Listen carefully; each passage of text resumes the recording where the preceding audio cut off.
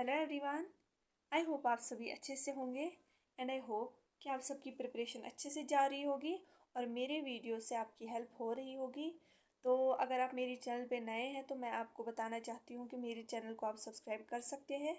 Reason ये है कि अगर आप बीएड कर रहे हैं तो मेरी चैनल पे जितने भी बीएड के कोर्सेज़ हैं वो सारे यहाँ पे अवेलेबल है। कोर्स टाइटल चाहे फिर वो first year means first and second semester के टॉपिक्स हो, सारे प्लेलिस्ट मैंने उन पे बनाया हुआ है। चाहे टीचर एजुकेशन हो, गाइडेंस एंड काउंसलिंग हो, टीचर ये एजुकेशन एनवायरनमेंट एजुकेशन हो, उसके सारे वीडियोस अपलोड किए हुए हैं मैंने। तो आप प्लेलिस्ट विजिट कर सकते हो, अदरवाइज़ वहाँ पे सारे टॉपिक्स अवेलेबल है।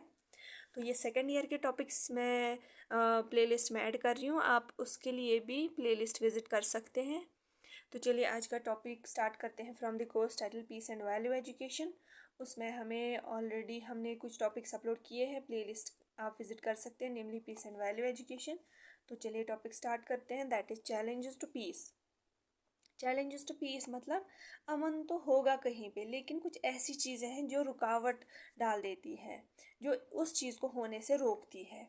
कहीं पे अमन है लेकिन कुछ टाइम बाद वहाँ पे क्राइम्स बढ़ रहे हैं, वहाँ पे कॉन्फ्लिक्ट्स बढ़ रहे हैं, वहाँ पे टेररिज्म बढ़ रहा है। तो वहाँ पे अमन कैसे होगा? ऑब्वियसली वहाँ पे अमन नहीं रहेगा। तो ऐसी कौन सी चीज़ें हैं जो रुकावट डालती हैं अमन को होने से कहीं कहीं पे, वो हम देखते हैं। पहले इसमें टॉपिक का नाम है चैलेंजेस टू पीस, जिसमें हमें stress, conflict, crimes, terrorism, violence and modernisation में के बारे में पढ़ना है। ठीक है, पहले हम देखते हैं what is stress. Stress is a response to pressure और थ्रेट। जब कोई थ्रेटन हो जाता है या उसको कोई प्रेशर होता है, टेंशन होता है, तो उस टाइम पे वो रेस्पॉन्स दिखाता है, जिसको हम स्ट्रेस बोलते हैं। ठीक है, कोई परेशान होता है। अंडर स्ट्रेस वी में फील टेंस, नर्वस और ऑन एज। जब कोई स्ट्रेस में होता है तो उसको टेंशन होता है, नर्वसनेस होती है, वो बहुत उसकी उसमें एंग्जाइटी आती है। The stress response is physical too, इसमें फिजिकल मतलब फिजिकली उसमें सिम्टम्स भी आते हैं। ठीक है, stress triggers a surge of a hormone called adrenaline. इंसान की बॉडी में जब स्ट्रेस हो जाता है तो तब उसकी बॉडी में एक हार्मोन रिलीज होता है जिसका नाम होता है एड्रेनलिन। ठीक है, ये टेम्पोरेरी किसको अफेक्ट करता है? उसके नर्वस सिस्टम को, एक इंसान के नर्वस सिस्टम को अटैक करता है। ठीक, in conflict zones stress is common. अगर कहीं पे कॉन्फ्लिक्ट है, कहीं पे मतलब कि जगह ठीक नहीं है, वहाँ पे बस लड़ाई झगड़े हो रहे होते हैं, तो वहाँ पे स्ट्रेस होना आम बात है। Because of stress the peace of the region is disturbed. जब किसी एरिया में लोग लोग स्ट्रेस्ड होंगे तो वहाँ पे एरिया पूरा डिस्टर्ब रहता है, वहाँ पे अमन नहीं हो सकता, वहाँ पे पीस नहीं हो सकता। तो इस वजह से जो स्ट्रेस है वो एक बहुत बड़ा चैलेंज है फॉर पीस। इस चीज़ को ओवरकम करने के लिए हम क्या कर सकते हैं? लोगों को स्ट्रेस से दूर होने के लिए कुछ स्ट्रैटेजीज बता सकते हैं या उनको राइट डायरेक्शन दिखा सकते हैं। ठीक है, तो अगर कोई इंसान स्ट्रेस है उसको बता सकते हैं वो कौन कौन से तरीके अपना सकता है। स्ट्रेस के रीजंस कुछ और भी हो सकते हैं, लाइक इकोनॉमिक स्ट्रेस।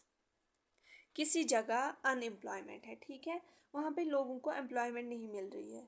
अगर आप यहाँ पे भी देखोगे अनएम्प्लॉयमेंट रेट बहुत बढ़ रही है, तो इससे क्या होगा? लोग बेकार होंगे, वो स्ट्रेस्ड होंगे, तो वहाँ पे क्या होगा? रियॉट्स होंगे, सोशल अनरेस्ट होगा, वहाँ पे प्रोटेस्ट होंगे, लोग प्रोटेस्ट करेंगे, तो उससे भी क्या होगा?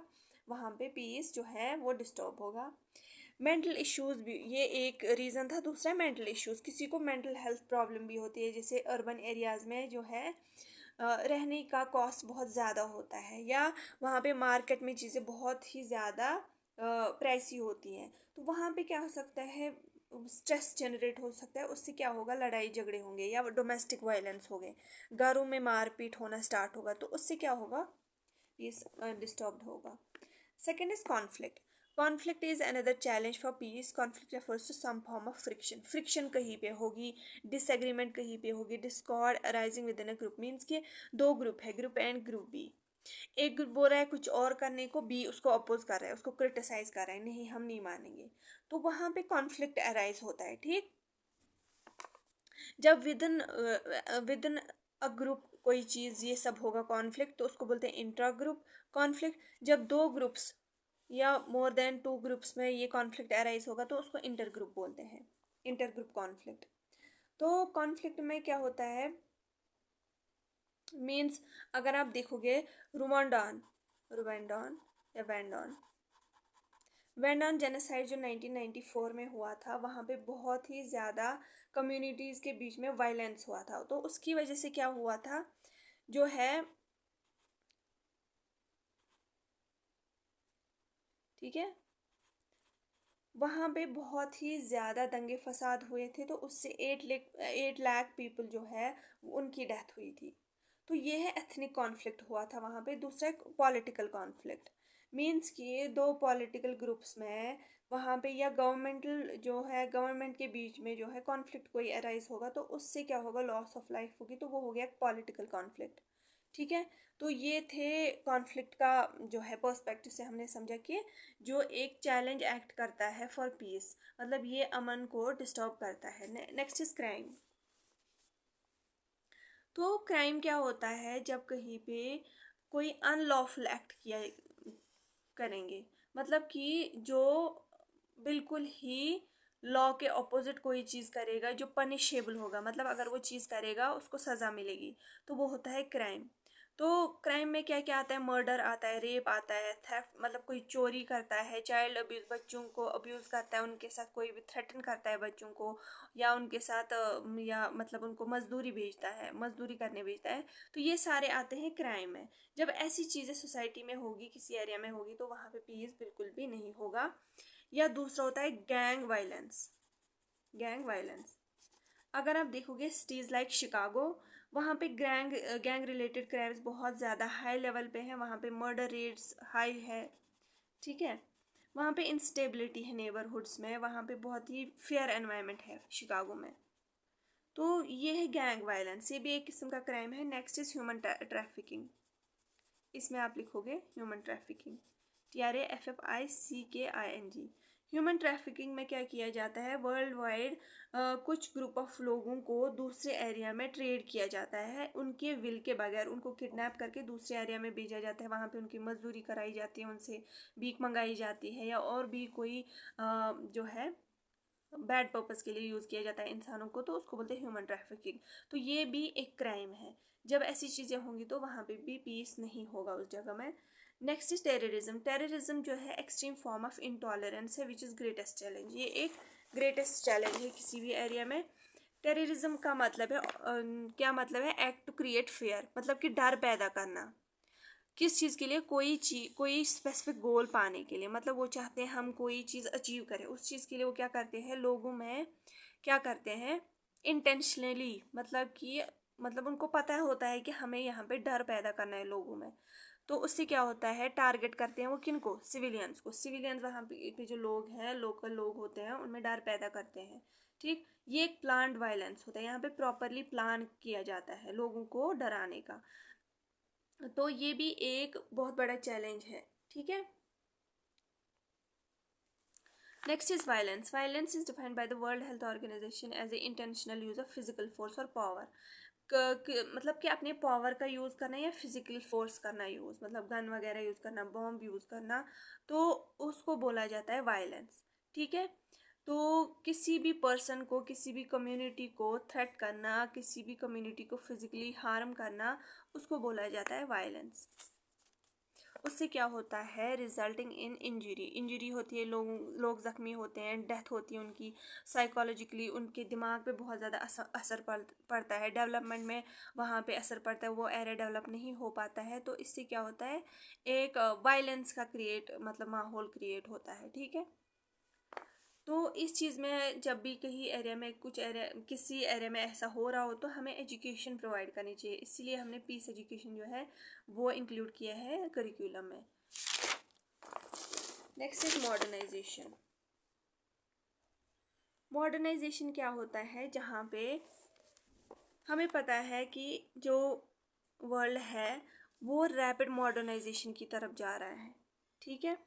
तो रैपिड अर्बनाइजेशन भी हो रही है। मॉडर्नाइजेशन का मतलब ही है अर्बनाइजेशन। तो रैपिड अर्बनाइजेशन हो रही है इन कंट्रीज़ लाइक इंडिया, तो उसकी वजह से स्लम्स की ग्रोथ हो रही है। रैपिड अर्बनाइजेशन जब हो रही है, देखा गया है कि स्लम एरियाज़ बहुत ज़्यादा बढ़ रहे हैं, इनएडिक्वेट हाउसिंग हो रही है। ठीक है। कच्चे मकान बन रहे हैं और उसकी वजह से क्राइम रेट बहुत बढ़ रहा है। जब पैसे ही नहीं है लोगों के पास, तो उससे क्राइम रेट बहुत बढ़ रहा है और सोशल अनरेस्ट डेवलप हो रहा है। मॉडर्नाइजेशन एक अच्छी चीज़ है, लेकिन उसके साथ साथ जो स्लम्स है वो बढ़ गए, हाउसिंग जो है वो इनएडुकेट है, तो उससे सोशल अनरेस्ट हो रहा है। ठीक है, तो यहाँ पे हम देखेंगे world is experiencing rapid urbanisation, ठीक, because of the application of science and technology. Science and technology की वजह से दुनिया जो है वो मॉडर्न हो रही है। तो कॉन्स्टेंटली असेंडिंग मतलब मॉडर्नाइजेशन बढ़ती जा रही है दिन ब दिन। हाई स्टैंडर्ड्स जो है, लोग, हर कोई चाहता है उसके घर में टीवी हो, फ्रिज हो, फ़ोन हो, जबकि उसका मतलब उसके पास उतने पैसे नहीं होते, लेकिन वो चाहता है हाई स्टैंडर्ड वो लिव करे। ठीक है, तो उस चीज़ के लिए, उन चीज़ों को फुलफ़िल करने के लिए उसको क्या करना पड़ता है, चोरी करनी पड़ती है या मतलब क्राइम करने पड़ते हैं। तो ये आप देख लेना, अगर आपको ये भी ऐड करना मतलब लगे आपको ऐड करना है, तो मॉडर्नाइजेशन में राइज, जितनी ज़्यादा मॉडर्नाइजेशन होगी उतनी ज़्यादा ब्यूरोक्रेसी होगी। ठीक है,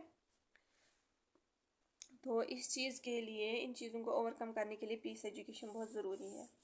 ठीक है, आप ये भी ऐड कर सकते हो मॉडर्नाइजेशन में, या जितनी ज़्यादा मॉडर्नाइजेशन हुई, डिजिटलाइजेशन हुई, फ़ोन वगैरह आए, तो उससे क्या हो गया, बहुत ही ज़्यादा प्रिवेसी लोगों की इफ़ेक्ट हो गई, उससे भी पीस जो है वो बहुत डिस्टर्ब हुआ। हमें बस ये पढ़ने थे, ये 6। तो ये मैंने आपको बताया। आपको ये वीडियो अच्छा लगा, आपकी हेल्प हुई, तो आप मेरी वीडियो को जो है लाइक कर सकते हैं और मेरी चैनल एजुकेशन एम्पावरमेंट को शेयर कर सकते हैं विद योर फ्रेंड्स, क्लासमेट्स, और व्हाट्सएप ग्रुप्स में भी आप शेयर कर सकते हैं जो आपका मतलब होगा यूनिवर्सिटी की तरफ से। तो चलिए, thank you so much for watching this video till here, and all the best for your exams.